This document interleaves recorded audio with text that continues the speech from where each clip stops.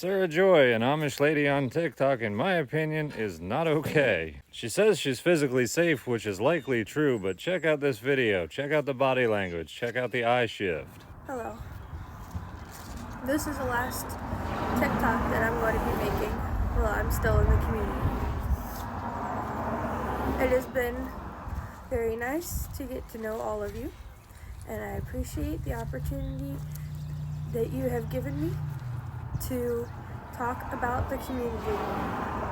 I wish you all well. I've seen videos of hostages being held by terrorists that were more convincing. If you watch my What the Hell Happened series, I tell my personal story of dealings with a Mennonite cult and trying to get away from them. You might think I have little experience with Amish, but the Mennonites I was involved with were beachy Amish, and 99% of them were former Amish. They just basically left the Amish cult for the Mennonite cult. They get cars now and phones, woohoo. Obviously, the wrong person in Sarahjoy's community found out about her making videos. Sarah was exposing murders and other horrible things that happen to plain people. Plain Anabaptist is an umbrella term for Amish or Mennonite. Because of how public this is, she's probably physically safe like she says, but it would appear that they're isolating her, making sure she's only around plain people. Your first thought might be to call law enforcement on the issue, but no, that's going to make things a whole lot worse, because if they haven't violated any laws, then her community will come down on her as hard as possible after they leave.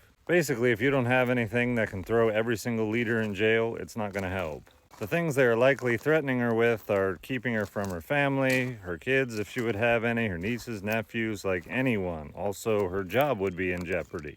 Now that they've got her off of TikTok and away from anyone else, now it's just their influence on her. I didn't know who Sarah was till this morning when I saw a bunch of you tagged me in that video. I see that she follows me, but I don't think I can reach her because I doubt that the person behind the account is her anymore. If I could reach her, this is what I would tell her.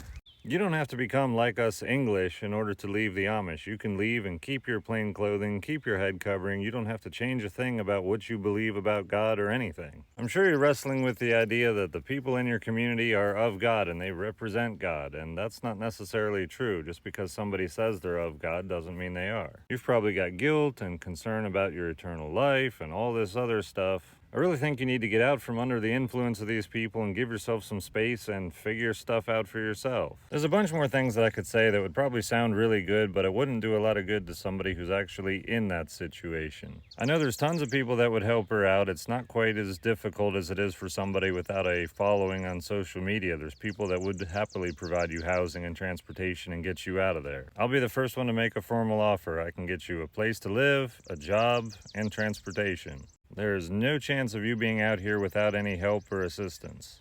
There's probably other people with better opportunities than I can provide. As time has gone on, I've come to view these Mennonites and Amish and other types of groups not as religions, but as nations operating within the borders of other actual nations and their dictatorships. As long as these groups can fly below the radar, bury the bodies, hide all their abuse, then they can avoid getting in trouble with law enforcement. They use brainwashing techniques and intimidation on the people that think about leaving.